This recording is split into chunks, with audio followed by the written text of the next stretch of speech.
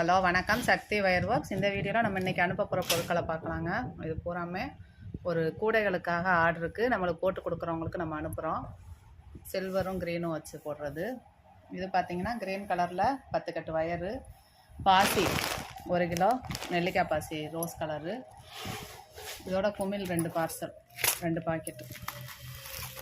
ஒரு பாக்கெட்டில் 12 டஜன் இருக்கும், 144 பீஸ் இருக்குங்க. இது 2 பாக்ஸ் வாங்குகிறாங்க.